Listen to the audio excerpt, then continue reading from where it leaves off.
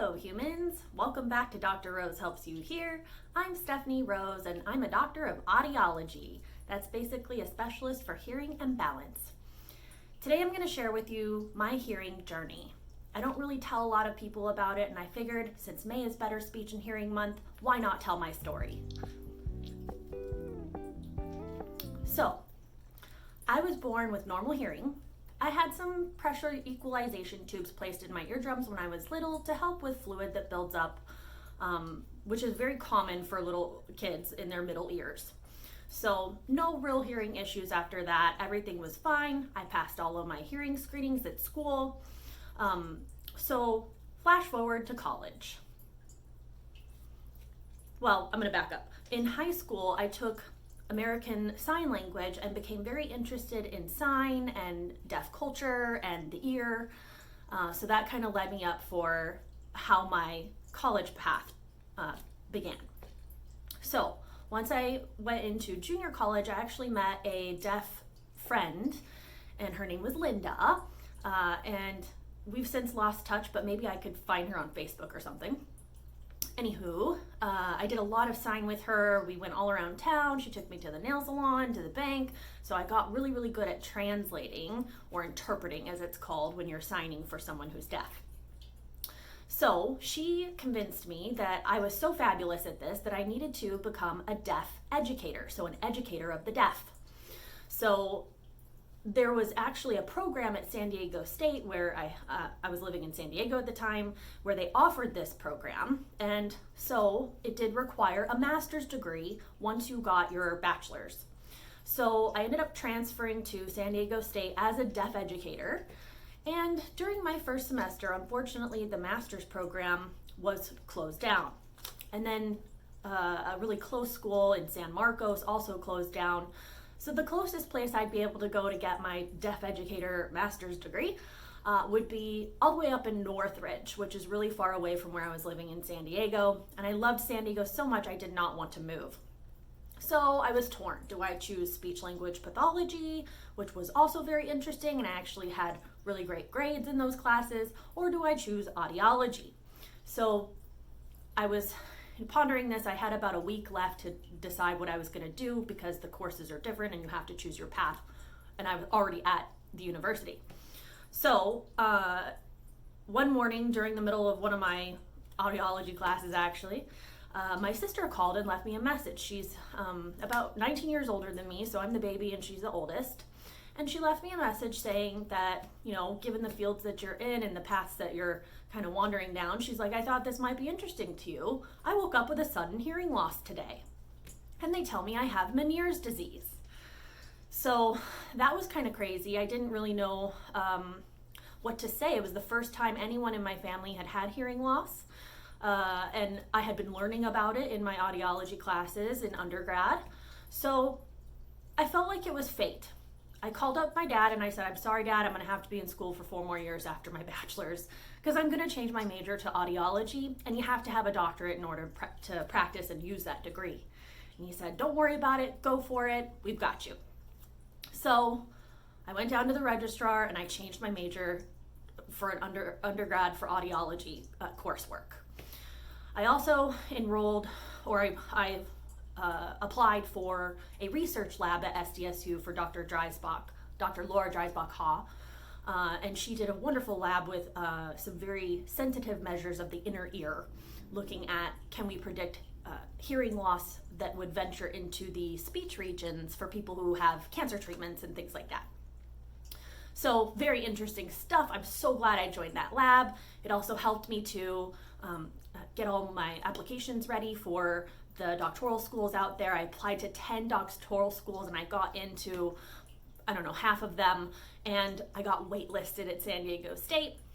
And San Diego State is actually a very special program. It's a joint doctoral program of audiology between San Diego State and UC, University of California, San Diego. So we got the best of both worlds. We would get to go to both campuses and learn from many different professors. So it was very, very important to me that I'd be able to get into that program. Highly impacted. I ended up getting in. It was the best day of my life, besides my wedding. And so flash forward, it was the first semester, quarter of grad school, and we just learned how to do sound booth checks. So I was checking into the clinic, and my sound booth partner was behind the audiometer, and she was playing all the beeps, and we listened through the headphones to check for integrity, make sure that the wires aren't crossed and that the sound is coming through well. And I said, I think there's something wrong with the right headphone. And I said, can you come here and listen to this? And then she put it on, and I played the beeps for her, and she's like, I don't think there's anything wrong with the headphone. I think there's something maybe wrong with your ear. So that was like a shock to me. When you're first told that you're having a hearing loss, you don't really know that it's happening necessarily. I woke up that morning feeling a little bit plugged up, kind of like I had some allergies or something, or maybe I was on the verge of getting a cold, but I felt great. I wasn't fatigued, I didn't have any chills, no fever. And it was just on one side, so I didn't really think anything of it. So my preceptor, Dr. Carol Branch, tested my hearing that morning and gave me a diagnostic hearing test, and told me that what I was experiencing was actually considered a hearing emergency, or a very urgent hearing condition where you only have so much time to get help to bring back the hearing.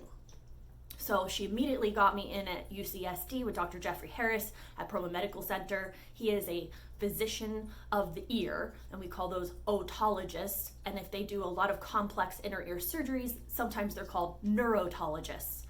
So he immediately put me on a round of some medication to help bring down the swelling.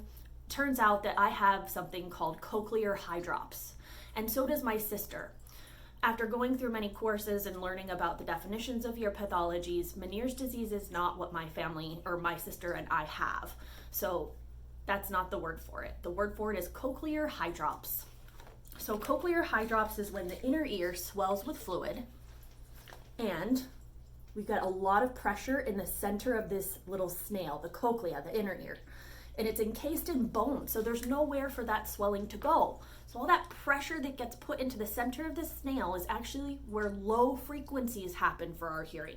So you can see a very marked shape on the audiogram where there's a hearing loss in the low frequencies, and then it classically retreats back into normal for high frequencies. So with the medication he put me on, it helped to take down the swelling.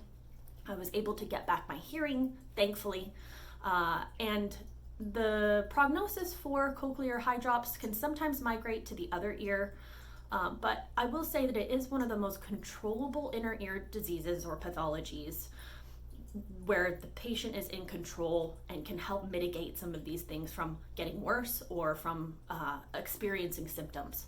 So my symptoms over time, I've been more educated about it, and I know how to sense those symptoms, but sometimes I'll get a buzzing tinnitus in my right ear. Sounds like a bee is in there. Sometimes I'll hear ethereal harmonics if it's getting full, so I don't know how else to describe that, but ethereal harmonics is what it sounds like. It also feels very full, kind of like, it's almost a little bit deeper than when you feel like you have to pop your ear. It's almost like there's a water balloon deep inside of your ear that's filling up. And it almost sounds like you're underwater sometimes too. The other symptom, of course, is the low frequency hearing loss. So low frequency hearing loss that fluctuates, which I'll get into, buzzing tinnitus, and aural fullness or ear fullness. So I had all those classic symptoms. Not only did Dr. Harris put me on the emergency medication to treat that, he also put me on a maintenance medication to try to mitigate some of the swelling that would happen due to sodium intake. So I also had to watch my sodium, which I will say, I'm a big foodie, and it's really hard for me to maintain my weight. And I've done a ton of diets, and a low sodium or a heart healthy diet is seriously very hard. But when you have to listen to hearing aids to help patients, it's very important that you maintain your hearing health. And that year, because it was my first year of having issues with my ear, I was incredibly unstable. I was in college. I was drinking too much caffeine. That's another thing you have to watch when you have this hydrops condition, and a lot of inner ear conditions as well. I was eating too much pizza, so I had a lot of fluctuations. I actually had 9 hearing losses that year. When I first started to experience my hearing loss, the thing I will say is that it makes you feel defective. You can no longer tell where sound is coming from when you have single-sided deafness or single-sided hearing loss. Our brain needs 2 ears to tell where those sounds are coming from. So I couldn't find my cell phone. I couldn't tell where my husband was when he was talking to me in the house. I was a mess, and I felt so defective. This brought on periods of grief, depression even, and then finally, once you get to the acceptance phase, all of a sudden you have another drop and it's all over again. So it's a very devastating thing to go through when you're in the field. You can test it and you can see it. But on the other hand, I'm incredibly grateful that I chose this career because I am around physicians that treat this all the time. And I also have wonderful colleagues that will test my hearing if I have a drop to see, do I need medication? Do I need to fix up my diet? Do I need to, do better things for my ear? In our society, we don't talk about hearing loss enough. Hearing loss impacts our communication, and it really, really impacts our interpersonal relationships. So if you notice that you have family members who are retreating at, social gatherings when we're able to go to them again, try to approach them, try to find a way to include them. And I plan to make more videos on how to enhance that communication when you have family members with hearing loss. So moving forward, I was able to stabilize my hearing. I went from having those 9 hearing losses that first year to over several years having about a hearing loss every quarter. And then it became every other year. And only with life events. So stressful life events were the things that I found after I stabilized were the main thing besides my diet. So I'm going to share with you some of my audiograms. An audiogram is a hearing test, so it shows where you are hearing at the softest levels that your brain can barely detect that you're hearing. So that's called hearing threshold. So it's a chart. You can either have numbers on a graph, or you can have an actual chart, you can have numbers on a chart, or you can have symbols on a graph to visually see where the hearing is in relation to where normal hearing people are. So if you throw a bunch of 18-year-olds in a booth, check their hearing, we consider that to be normal hearing thresholds within a certain range of volume. Okay, so I'm gonna post a link to this copy of this audiogram. I really like it because it shows where the sounds of speech approximately happen in terms of their pitch and also their volume when someone's speaking at an average conversation level. It also shows you what normal hearing would look like up here, and it gives you a little key on the bottom here, and it shows you the severity of hearing loss on this side. So for the video though, I'm going to show you a black and white copy on paper so it's not so much glare. Okay, so first I'm going to show you that same graph with normal hearing. The yellow line is going to be your right ear, and the green line is going to be the left ear. Sorry, audiologists, I didn't have blue and red pens today at clinic. So, on this graph, anything that is above 25 for our clinic is considered normal hearing sensitivity. I work at House Institute in Orange County. We're a satellite branch of the main House Institute in Los Angeles, previously known as House Ear Clinic. So I'm very, very lucky to work with such wonderful physicians and wonderful audiologists. We're sort of like the Johns Hopkins of the West for hearing health. So again, there's normal hearing. So this goes from soft to loud, so increasing volume as you go down the page, and then increasing hearing loss severity also. With the more volume you put in, the more hearing loss it is. These are approximate speech sounds or phonemes, sounds of speech. We have more volume sounds or vowels and spoken consonants in the low frequencies.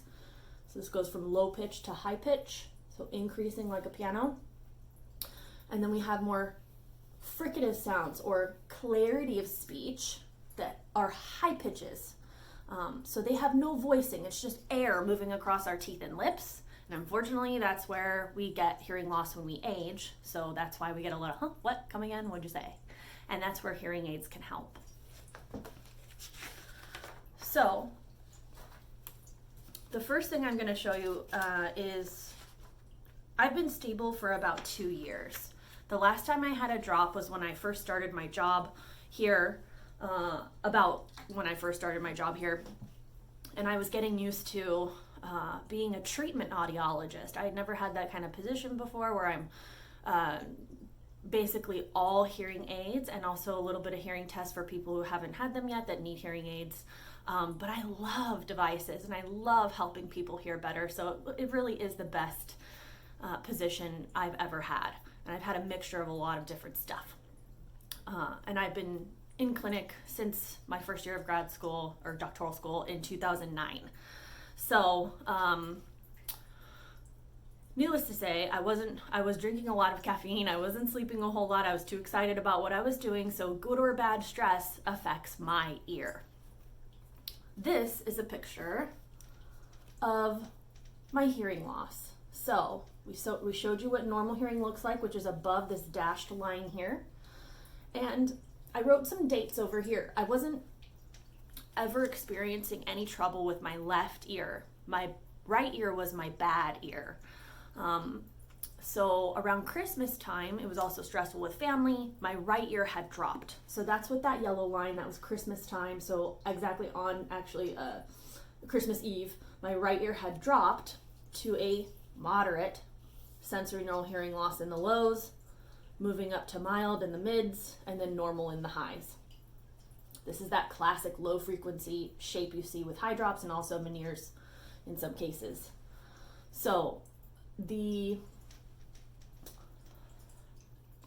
time I got back from Christmas break with family and eating all that good food, I wasn't watching my water intake as much as I should have, and I noticed that I had some fullness in my left ear, so we checked it. At this time in January, my right ear had actually come up to like a mild low frequency loss, and I didn't have enough room to put all that on this page. So the left ear, though, you can see on here, dropped for the first time to 50 dB at 250 hertz. So a moderate loss right there, rising into normal. So that scared me. I immediately got evaluated and took some medication, did the whole thing like I did with my first bouts. And then here's me, and that left ear was on January 2nd, 2018. This is me on January 17th, 2018 for both ears. So look at how much I rebounded there, right back into normal. So my body responds very well to medication. And I'm not really stating the types of medications or what dosages I was taking, because that is determined by an otologist, a physician, a medical doctor, not an audiologist. So after that period of time, I got really serious about my hearing health. I started doing a whole bunch of good ear things, taking my maintenance drugs again, watching my hydration, watching my stress. And I had no real major problems for 2 years. And then we're gonna fast forward to 2020. And of course, we're in the middle of a pandemic. So after about 4 weeks of all of this, coming up to the CDC, determining what was going on, and the WHO declaring a pandemic, it was very stressful. I didn't know what was going to happen to how we were able to operate. I didn't know if we would have to shut down the business, the clinic. So it was very scary. It's scary for everybody. Everybody's going through a lot of stress right now, and we're having a lot of majorly sick people in this country, and also several people have died. So it's a very, very crazy, unprecedented time right now. So of course my ear noticed. So here is me on the end of March, so March 31st, I believe, of 2020. My left ear is still doing okay, still in the normal range, but the right ear did drop to about, I think it's 35 dB right there. So mild loss starting at the end of March. I tried to take my maintenance drug, do my water, watch my caffeine, and the stress just caught up with me. It was just catching up. So this is the right ear on April 13th. So about 2 weeks later, got a little bit worse, dropped to 45 here at 250, and then coming back up into normal. Left ear still stable, thank goodness. I really did not want to have to take the emergency medication for when this happens. It causes me to gain weight and I can't sleep. But I tried to watch my sodium. I tried to drink a bunch of water within normal amounts, but just trying to watch it, make sure I didn't forget. But when you're wearing a mask every day, it's really hard to hydrate. So for those of you that are in clinic and or at an essential job and have to wear a mask every day, make sure that you're giving yourself water breaks.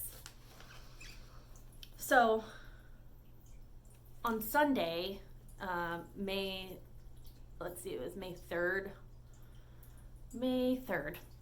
I woke up with some fullness and I knew it was going to drop even more. It had been around a mild to borderline normal a couple weeks ago, but it's just been fluctuating so much that it's something that I can't help myself at this point. So this is me yesterday for Cinco de Mayo.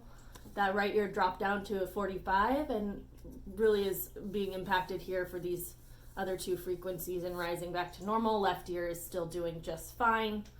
So I went ahead and got evaluated. And I started some emergency meds, and my hearing feels pretty normal today after just one dose. So I am very lucky that I have miracle drugs that can help bring back my hearing. But they tell me that it's not forever, and those emergency drugs have other side effects, and you can't take them all the time. So over time, sometimes the pattern of a Hydrops becomes a tent shape, where this will start dropping in the highs, and then it becomes flat, and then drops and drops and drops. And I've seen this with patients that I've tested. So, if that happens, that's okay. I am in the best place possible to have my hearing restored through a cochlear implant, which I'll be making a video about cochlear implants later on. So at this point, 11 years later after my first hearing loss, I no longer feel defective. It's a little inconvenient and it's a little uncomfortable at times, but at least I know that it's not the end of the world. And I've stopped telling patients that have single-sided deafness, but at least you have a good ear, because you never know when that good ear might drop. And you don't want to have false hope. So in all reality, we shouldn't have a stigma with hearing loss. We're all just biological beings walking a fine line of health, and things are going to go wrong. There's some things that are in our control and there's some things that are not. And pandemics are not individually in my control. So I'm just gonna give it up to God, go through this, and maybe I'll share with you guys later once I'm a little more stable. If you have any questions or any comments, feel free to leave them. Just know that I can't comment about any of your personal hearing issues because of HIPAA laws. But if you have any questions about me, I'm certainly happy to answer them. And that's going to be the conclusion of the video. Please subscribe to my channel. I am trying to reach 100 subscribers so that I can have a custom URL for my older patients that don't understand long URLs. So thank you so much. Have a great day, and thank you for watching.